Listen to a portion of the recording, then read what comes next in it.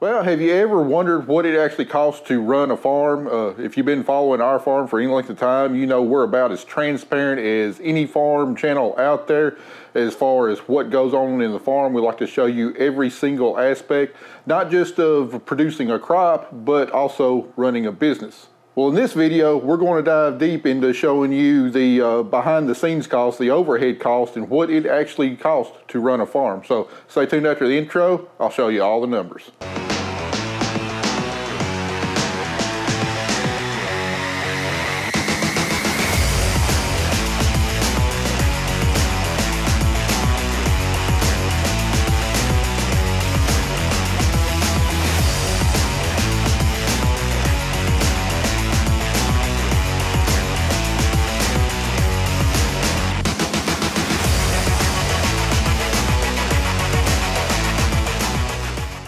You know, when dealing with farmers, they're typically a very closed-mouthed group. They don't want to share a lot of the specifics with their farm for a lot of different reasons. A lot of it can be backlash from the general public. A lot of them might think that it puts them at an uncompetitive disadvantage, and I get all of that. Totally understand it, and not faulting anybody that doesn't want to disclose their numbers. But I'm a big believer in honesty and transparency. We've got nothing to hide on this farm, and we don't mind showing you a lot of these numbers. Now, in the past, we've done several different videos on what it costs to raise row crops. I think a couple years ago did one titled what does it cost to raise row crops, and then a couple weeks ago we did one showing how much profit we actually made from the various row crops. But that's only a small part of a farm. There's also a whole big section on what it actually costs to run the farm that's not directly related to planting a crop and maintaining a crop and all that kind of stuff. It's what we call our overhead cost, and a lot of these costs are going to be fixed from year to year. But in reality, these costs sometimes cost more than what it actually costs to produce a crop. So let's dive into the numbers and show you the different categories and how we do our accounting, and how these costs actually compare to the cost of actually raising the crop. Now, looking right here, this is one of the biggest spreadsheets that we do that really gives us a good snapshot of the status of our farm every year. Now, a lot of people just use traditional accounting software. However, I found that there can be problems with that because you can have certain things bleed over from one year to the next if you're pre-buying inputs, if you're holding off selling a crop to the previous year. So this is the one that we really like to do that gives us a good snapshot of our performance from year to year, and it gives us a way to really judge our performance year in, year out, see where we're profitable, where we're not profitable, where we might be able to cut some cost, and so on. And this is going to be highly variable from year to year. But at the beginning of the spreadsheet, this is all about the crop production. You know, what it costs us to put in the crop, what we actually make from the crop, and I've already covered this in previous videos. So let's dive on down to the part that this video is really about, which is going to be the overhead cost. Now, what I classify the overhead cost is all the other costs on our farm that's not directly related to producing a crop. You know, that does not involve your seed, fertilizer, chemicals, and so on. This is all the cost of actually running the business. You know, our fuel, utilities, insurance, repair and maintenance, equipment loans, all that kind of stuff. And this is going to be completely different from farm to farm. There's not going to be any two farms that's going to be the same in regards to these costs, because everybody's got different equipment, everybody's got different labor situations, everybody's got different lease agreements, rent payments, different amounts financed, I mean, all that kind of stuff. But this is what our farm looks like. Now, while these costs are not directly related to actually producing the crop, a lot of them are fixed, and then some of them can kind of be variable, just depending on how many acres a farmer is working, and I'll go through each of them. Anyway, up here at the top, and I know this is not the right category for it. This should be actually up there in the crop production part, which would be our cash rent. However, this is where I've got it. It's just easier for me to figure it this way, and I'm not going to divulge the actual per acre payment that we make to our landlords. I mean, there's some things that even I don't need to divulge, but I will say that our cash rent payments are in general quite a bit cheaper than what you will find in a lot of areas of the country. I think we're getting our land for a pretty good value, and it's a value that we can still make a profit on every single year. But I do have the cash rent, and total, we're paying over $33,000 in cash rent every single year. Now, the big part of the land that we rent is actually on share rent agreements, just because I think that the landlord has a much greater potential of making more money in a share rent agreement. But when you do a share rent agreement, yeah, they might make more money, but it's also less risk to me, because if we have a disaster year, I'm not locked into a guaranteed amount that I have to pay the landlord, which really could put us at a negative loss. The landlord shares in a lot of the risk, and he'll also suffer in a disaster year, but in the good years, which are generally more plentiful than the bad years, they will reap the rewards, and overall, over the course of a span of time, they will definitely draw in more income. Looking at the first category here in fixed expenses, gas, fuel, oil, propane. Last year we paid a little over $56,000 for all of those, and when I include oil in there, that's our engine oil, hydraulic oil, fluids, that kind of stuff, and of course our diesel fuel, gasoline, and then propane we use for heating the shop and office. And the column on the left is what I projected at the beginning of 2023, and then the column on the right is what our actual expense was.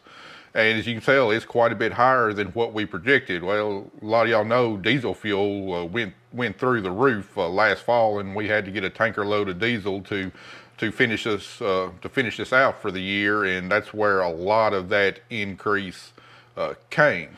Second category, cover crop seed. Now this category probably should be up there in the crop expenses, because it can be variable from farm to farm to farm depending on the crop, but I put it down here because a lot of those costs we're actually getting reimbursed for, and I'll show you that later on, and that's why I put it down here. But yeah, it cost us almost $63,000 in cover crop seed every year. Now I've done a lot of videos on soil health and our belief in it, and my belief is in future years with greater production and lower inputs. And actually, we saw that last year in lower inputs. We're recouping a lot of that money back. Not 100%, but it's leading us to greater productivity, and it's lowering our cost of actually putting in the crops every year. So yeah, that seems like a big, large line item, but I feel confident that overall we will recoup that money plus more in this year and also future years. Next line item, electricity, $11,600. A big part of that is electricity going to our grain bins to dry the grain down. We use all natural air drying on our grain bins. We don't have any kind of burners or heaters, so we don't use any kind of natural gas or propane on our grain bins. So the big part of that is electricity to run the motors for the loop system, and also the fans to condition the grain. And $12,000 seems like quite a bit, but it only takes a few loads of high moisture corn, high moisture soybeans, and what you get docked on that. This is definitely something that makes us a profit. Next line item, insurance. I mean, this is every bit of insurance we pay on the farm. Not just our insurance to insure the equipment, our vehicles, but also our crop insurance, our property insurance, and I've also got our health insurance in there, which is a big chunk of that, but almost $61,000 for insurance. For professional services and scouting fees, a big part of this is crop scouts. We have our wheat scouted, we also have our cotton scouted, And this also includes soil sampling in there because our Crop Scout does a soil sampling, and that's significantly larger than what I projected, mainly because we had a very dry December and I went ahead and got our soil sampling that we normally do in early 2024. I did it in 2023, so we've got 2 years worth of soil sampling in that. Next one down, repairs and maintenance. This is the big kicker every year that always throws my budget way out of whack. Every year I think we're finally got there. Everything is in good shape. We're not going to have to spend a terrible amount on repairs and maintenance, and every year I'm always disappointed. I really need to start increasing my projections on this because I always go way over budget. And as you can tell, we went way over budget last year. Now, a big part of that was that module picker that we bought. You know, we did probably somewhere between $45,000 to $50,000 worth of repairs to it to get it up into shape. Now going forward, that cost is definitely going to drop down. A lot of that was buying a used piece of equipment and getting everything we need on it up to shape. But then, I mean, we also had some big repairs. You know, combine, we always sink quite a bit of money in our combine. We had quite a few service calls last year. We had a you know, tires was a pretty big ticket item last year. And anyway, you know, that really drove our repair and maintenance costs up. And then I got to talk about parts. You know, parts are just insane. I used to not be surprised when I go to the parts store about what things cost, but I'm starting to get surprised just about every time I go. Just there's nothing out there. It's not even remotely reasonable, let alone cheap. It's just these parts prices are outrageous. And this is a place where a lot of farms may really differ. If they're running generally new equipment, you know, that they trade every 2 to 3 years, this line item is likely to be a whole lot cheaper for them. But then when you get down to what our equipment purchases and equipment loans are, our line item is typically very small, whereas theirs will be a lot larger. So it's kind of trade-off. I think it's generally cheaper to run older equipment, keep it a while, and then just do the repair and maintenance than it is to continually trade. But that's just my way of thinking, and this is the way we do it, and it's always done well for us. Next line item down, equipment loans. We've got one outstanding equipment loan. That's for the sprayer and also the header trailer that we bought the same year. You know, our annual payment's $27,000 on that. You know, that's going to be off the books in probably another 2 years, and then unless we take on another equipment loan, we'll have a big nice zero in that spot. Here's another real big line item, equipment purchases, and this is going to change from year to year. Our philosophy is we don't like to buy new equipment unless we can actually pay cash for it, because I don't want outstanding loans on equipment going into future years. So generally, unless we can pay cash for it, we try our best not to buy equipment. And with the exception of the sprayer, the last equipment loan we took out was in 2014. So in general, we pay cash for most of all of our equipment. You know, the cotton picker, at the end of 2022, we paid cash for it. This last year, we had several big items. I completely overhauled my vehicles. I had two new trucks. Well, not new, but new to me. You know, totaling $125,000. We had the litter spreader. You know, almost $50,000 for it. So that's where the big bulk of that comes. Now next year, if we don't do any equipment buying, that's going to be significantly lower. And you know, in theory, you know, I probably should spread those costs out over the course of the life of the equipment. But since we're paying cash for it, I like for this to be a year-to-year reflection of our actual operation. And well, we had that expense this year. We're not going to have that expense for those pieces of equipment next year. We're just going to have the cost of running that equipment next year. So it kind of really skews the numbers, but again, I want a clear snapshot of this year. And so that's why we put it all right there. Property loans, we've got one farm that we bought, 6-7 years ago. You know, our annual payment on that is almost $18,000. You know, considering that interest rates right now are sky high, and the interest rate on that piece of land was locked in at like 3.5%. You know, obviously that's not something we're going to pay off right now. We're going to take advantage of the low interest on it, and it's going to be going on for several more years. At some point, I might just completely pay it off and get it off the books. As far as adding to that, it's almost impossible to find land that I can actually cash flow in this area, because development's really driving a lot of the land prices. And I hope to be able to take out another loan for property at some point in time, but it's going to have to be at the right price, and frankly, I just don't see that happening. Next line item, travel, entertainment. Don't really remember exactly what all went into this, but I mean, we took several trips. You know, we go to conferences, we go to trade shows. You know, Kelly and I went all the way up to South Dakota to pick up some equipment last year. You know, all that's kind of included in that. Definitely want to try and cut that down for next year. That's getting a little large. Next one down is going to be utilities. This is going to be you know, our phone services and internet, pretty much.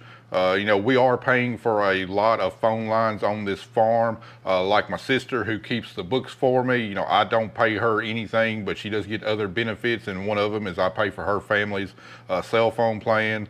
My in-laws, I pay for their cell phone plan because my father-in-law helps out on the farm throughout the years. So in exchange for you know, paying them a salary or by the hour, you know, we just agree that they help out when I need them to, and I cover their phone plans because I can get their phone plans cheaper than they can individually. So it's really a win-win for both of us. Anyway, the next line item is labor, and this is something else I'm not going to reveal because the only person's business it is mine, Andy's and Kelly's, and the IRS business. That's really nobody else's business. So going to withhold that, but I do think I've got good value for the labor. You know, other than me, there's only 2 employees on the farm. Next line item down is going to be payroll taxes. You know, that payroll that I'm not going to reveal, but we do have to pay in you know, Social Security, Medicaid, all that kind of stuff. Next one down, infrastructure loans. The big part of that is going to be for that grain bin number 4 that we built, what has it been, 5-6 years ago. I think we've got a 20-year note on it. Also got another loan in there to where I had to buy out my sister of her third of the farm. That started back a few years after my dad passed away, to where she wanted me to have sole ownership of the farm. And anyway, I had to pay her on that. That should be over here in a few years to reduce that number. Another big line item, interest and bank charges. You know, the vast majority of this is going to be interest to the bank on our operating line of credit. You know, last year we got a real good deal. I think we had an operating line of credit for probably a little less than 7%. This year, that number is going to go up. Interest rates are up there, you know, somewhere around 8% or so. Luckily, we've got a pretty good cushion of cash in the bank that will carry us a decent ways out into the years. It'll be a little while before that interest starts kicking in, but I definitely expect that to go up this year.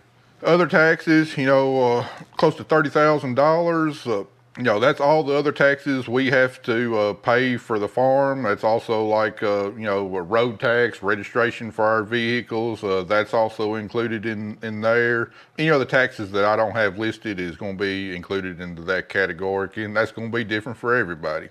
Dues and subscriptions, a lot of this is, you know, our software subscription, our RTK subscription, you know, any kind of professional organizations, all of that's going to be included in there. Next one down, custom machine hire, contract labor. The biggest part of that is going to be the airplane we have to hire to spread cover crop seeds. I also got what I paid to have my chicken litter hauled. That's going to be in there. A couple other people we might temporarily hire through the year. That's going to be in there too. Supplies, you know, office supplies for the shop, cleaning stuff. That's going to be in that supplies category.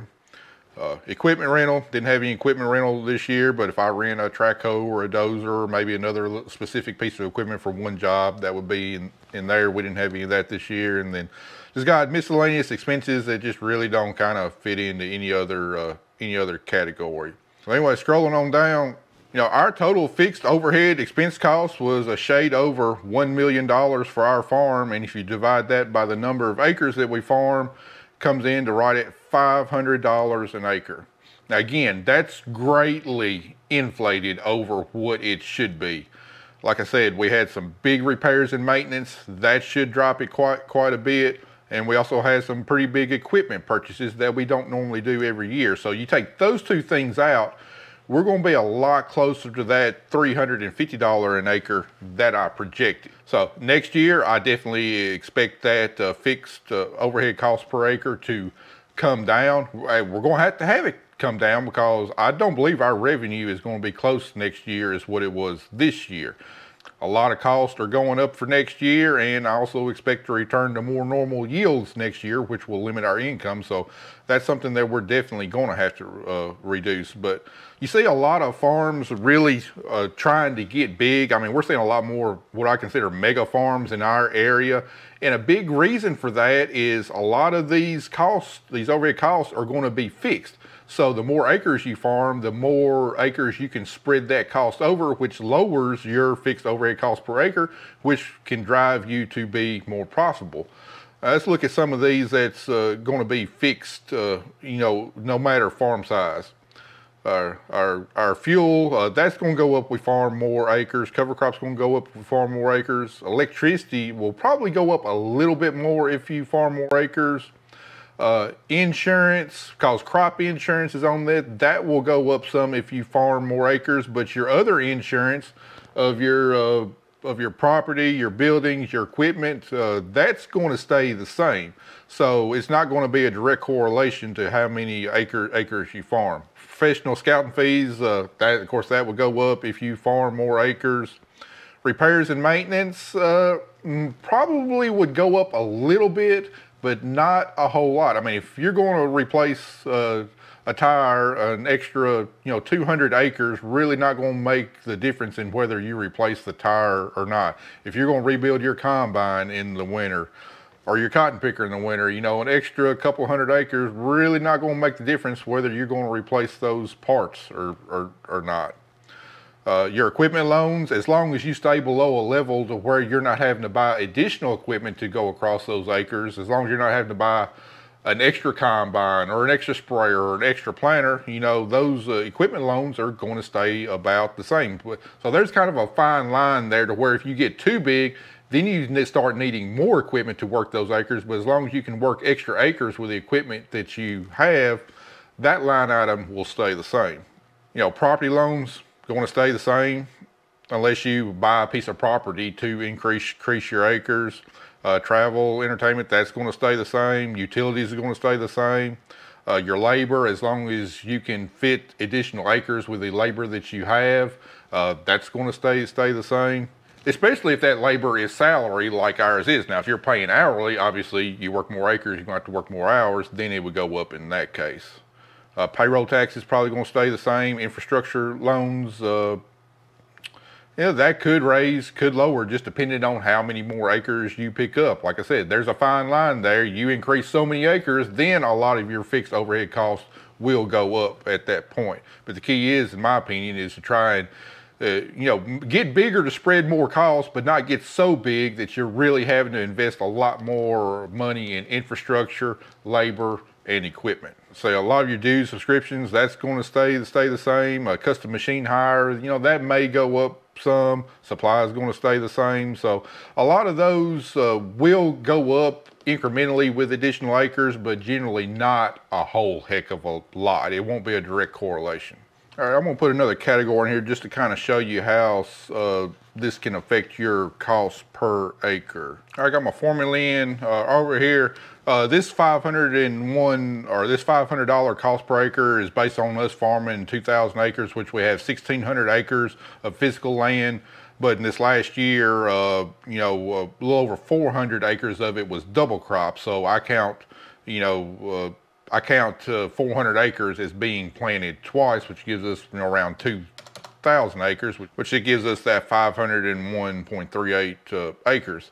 All right, say we are able to pick up another 200 acres of land, put us up to 2,200. That lowers our cost per acre, fixed overhead cost, by almost $50 an acre, and that can be a big difference in profit and loss. Now, I think about the maximum amount of acres that we can farm with our equipment and our labor situation is probably somewhere in that 2,500 acre mark. If we could increase another 500 acres, that would lower our, for this year, that would lower our fixed overhead expense per acre by right at 20%. So that's a pretty huge savings. So I would, again, I'd really like to pick up some more ground if the right ground becomes available. So that just goes to show you how beneficial it can be for farms to at least increase modestly to help reduce their cost per acre. All right, now not all the income that we have is strictly from producing row crops. There are additional revenue streams into our farm operation. Let's look at them right here. For us, this first line item, custom machine hire, custom harvesting, we do some custom work on the side, and last year we brought in almost $13,000 for that. Here's a kicker nobody wants to talk about, and we will talk about it. Government program payments. Last year we brought in a hair over $103,000 in government program payments. Now, what all is that? That's payments from the USDA. It could be from the PLC payments, could be from ARC payments, but for us, the vast majority of that is going to be EQIP payments that we're doing for everything that we're doing in soil health. And this isn't money just given to us. This is money that we are paid for us doing certain practices to help cover the cost of those practices. Cover crops being a big one. There's a bunch of others practices that we also do having to do with technology, lowering our fertilizer use, variable rating, a lot of that kind of stuff. There's other federal programs with the NRCS that we are contracted with to do those practices, and in return we get compensated for it. Now for this year, a decent amount of that is going to come from the 2022 crop year where we had a failure on corn, and those are going to be ARC County payments. Typically when you have a disaster under the farm programs, any kind of payments you would get for a disaster typically come 1 year later. So we really need that payment in 2022 when we had that terrible corn crop, but it didn't come until a year later in 2023. So there's a decent amount of that going to be in that. So you remember up here that $63,000 we had in cover crop seed. That's where a lot of that payment come from, is to reimburse us for that cover crop seed. Also the airplane that we had to hire to cover to aerial seed some of our cover crop. That's what that is going to help pay for. Again, that's a dirty subject that I know the public wants to know about, but very few people want to talk about, because nobody wants to talk about what money they receive from the federal government, because I guess a lot of people think that that's just tax money that's just given to us, just given to us without us having to do anything, whereas that's not actually the case. Again, it's reimbursement for things we're doing on our farm to lessen the burden to us in order to implement these practices that I believe going forward will be the wave of the future to benefit the environment, help with climate change, all that kind of stuff. And hopefully later on this year, I want to do a full-length video about how these government program payments work and show you all the ins and outs of it, because it's just not the government just sending us a check that we can go spend on whatever. A lot of these government program payments are either used to cover a major shortfall that we had into the year to ensure that we can stay in business, or to cover things that we are federally obligated to do. Now, that's not to say that a lot of these programs are not abused, and I don't want to dive too deep into this because that will come in a later video. But yes, I mean, some farmers are just like anybody else in society. We see many people in society abusing a lot of federal programs, and there's farmers out there that are also abusing federal programs. But bottom line is, in my opinion, these federal programs are necessary because I believe the taxpayer is getting value for it, because a lot of these programs really strive farmers to overproduce. And what happens when you overproduce? You have a lot lower cost. So because we have an abundance of corn, wheat, cotton, and all these other crops that people grow, I know you think it's expensive at the grocery store, but if we didn't overproduce, the prices at the grocery store would be significantly higher. So yes, the government does give farmers money in subsidy programs, but the taxpayer does get benefit from it through lower cost of living, even though it might not seem like it in today's age. Just think about what it would be if a lot of these products were in shortage. Think about how high the price would be at the grocery store.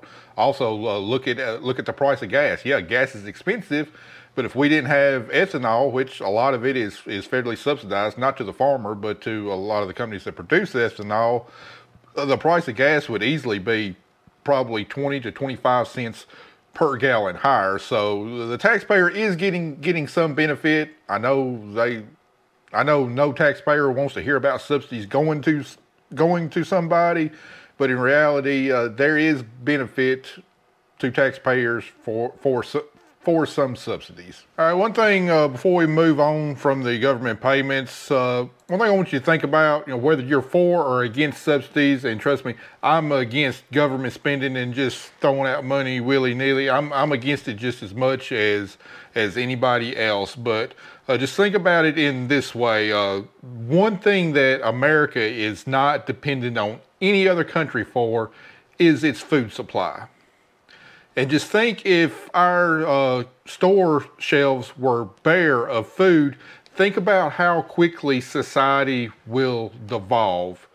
Quicker than if we have to do without anything else. If people are hungry, society will break down quickly. I mean, we all saw what happened during the great toilet paper shortage of 2020 when you couldn't find any toilet paper in stores. Well, just imagine that on a much grander scale if food supply is short. And do we really want to be dependent on China for our food? South America, Middle East, any other countries? Do we really want to depend on them for our food supply? I know I sure don't. And these subsidies, whether you're for them or against them, the one thing that it does do is it helps ensure that plenty of farmers stay in business, enough farmers to plant all the acres available in the U.S. and basically give us an oversupply of food, which then lowers our food costs. I know it doesn't seem like it at the store that food's cheap, but if food was scarce, just think about what those prices would be then. And that's one thing that the subsidies do help do, is ensure that our store shelves stay full.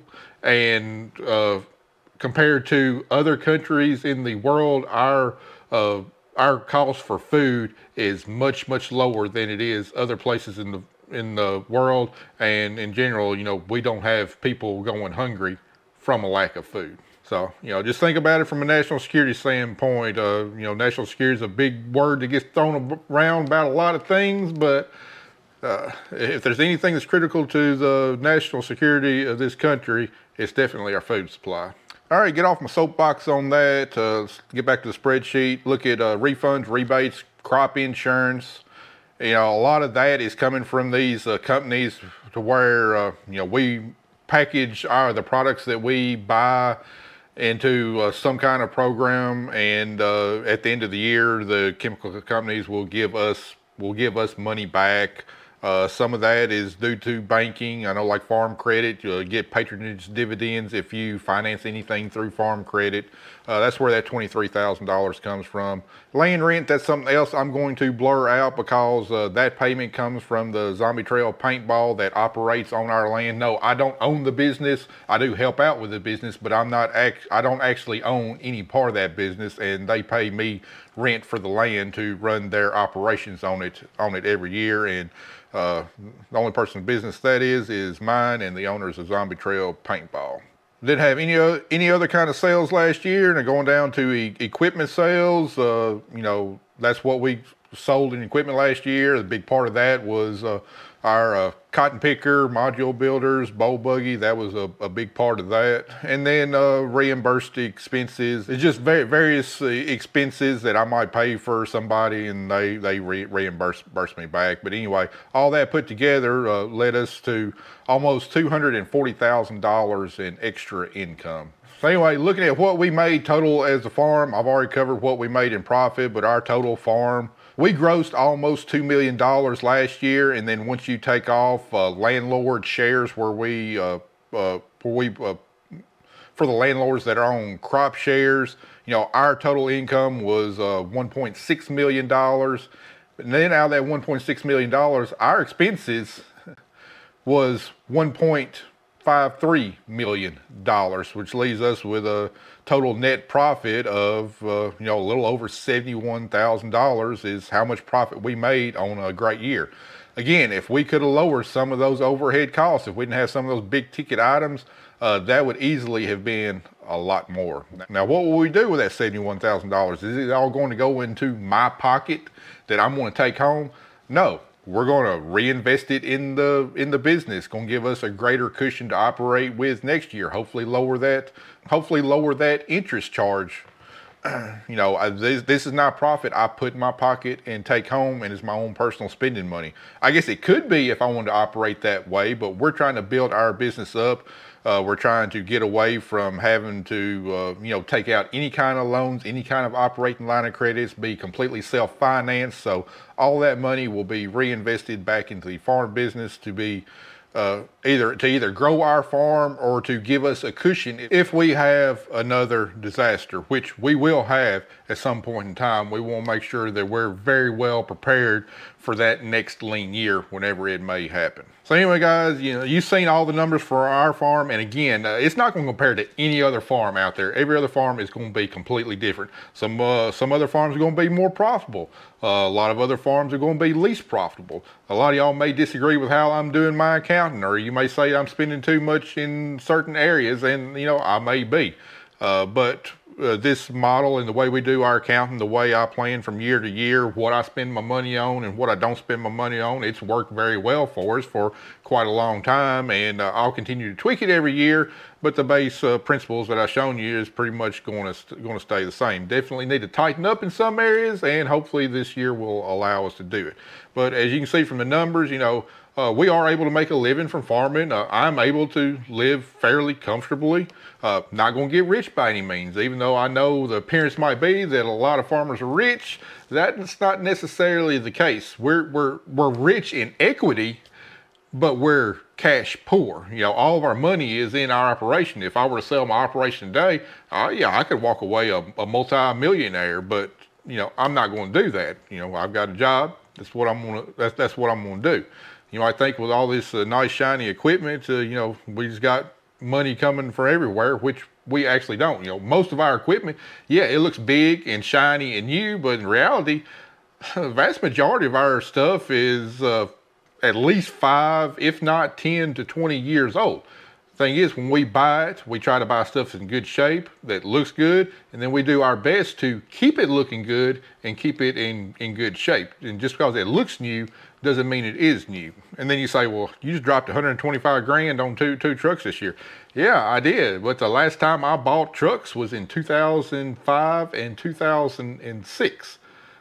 Almost 20 years ago. It's not like it's what I'm going and doing every year. It's a good chance it's probably going to be a minimum of at least 10 more years, if not 15 more years, before you see any more trucks on this farm, because I don't mind spending money on good stuff if it's exactly what I want, but I try to make sure that thing's going to last me a long time, and not going to have to do it again. And we're not going to have to do it again for a few years. Well, anyway, guys, that about covers everything. I really hope that this helped open up your eyes of some of the other costs that are running the farm. As you can see, the cost of running the business is almost expensive, if not a little bit more expensive than actually putting in the crops. There is profit to be made there, but a lot of years it can be a very thin line. We really got to watch what we do every single year, and every decision is critical to what we do, to making sure that we don't do something that's going to cost us a lot of money or prevent us from bringing in enough income. But hopefully this video give you a little bit better appreciation about what actually goes into and behind the scenes and actually producing the raw products that eventually make it to your table or make it into your closet at some point in the future. Anyway, guys, appreciate y'all watching. We'll see you in the next one.